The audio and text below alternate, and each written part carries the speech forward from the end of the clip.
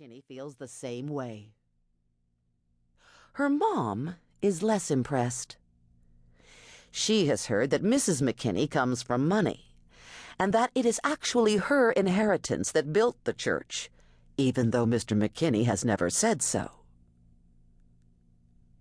From her seat at the piano, the girl can look out over the congregation while appearing to pay strict attention to the sermon.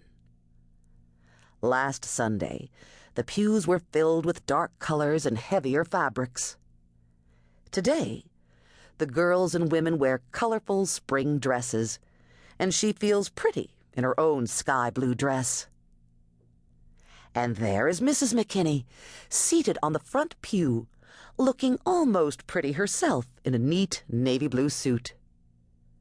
The suit itself is old, but her high-necked white blouse is edged in crisp white lace and looks new. Her long brown hair is brushed straight back from her face and held at the nape of her neck with a matching navy blue ribbon. No lipstick, of course. Mr. McKinney does not approve of makeup, though several of the women shrug their shoulders at that, and her own parents let her wear lipstick as long as she stays with pastel shades. Idly, she wonders what it would be like to marry a preacher and always know the right thing to do. Probably nothing like marriage to the tall, handsome boy who makes her feel confused and stupid whenever she goes into the barbecue house where he waits tables in the evenings.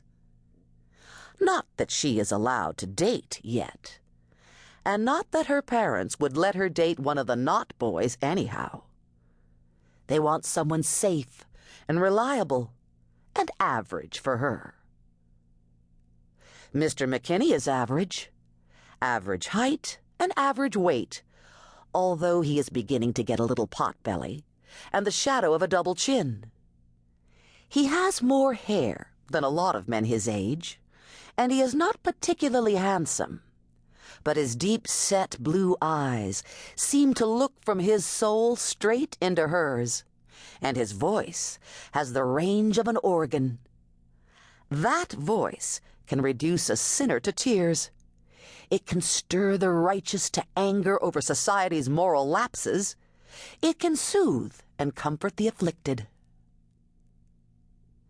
As if reading her thoughts, the preacher's voice changes, and she realizes that he is not winding down after all. Instead, his voice introduces a new subject, and he goes from talking about Jesus' sacrifice and resurrection to the Easter lilies massed around the pulpit, which he compares to the colorful new clothes that bloom on the women today.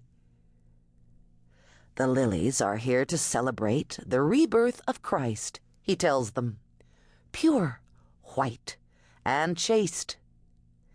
Then, in a voice that holds more sorrow than accusation, he asks the women to examine their hearts. Do they wear their new spring clothes to honor Christ?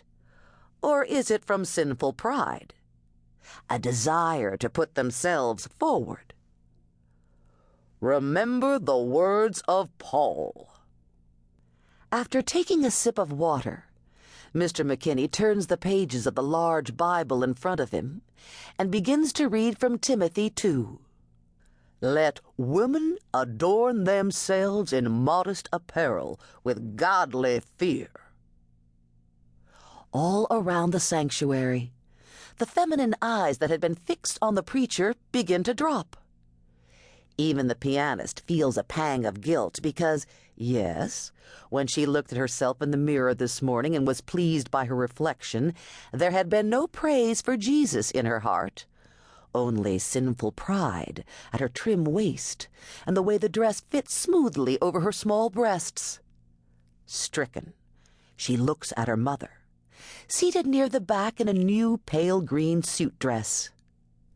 She has not lowered her eyes, but continues to look back at the preacher without shame and with nothing but attentive interest on her face. Let the woman learn in silence with all subjugation, saith Paul.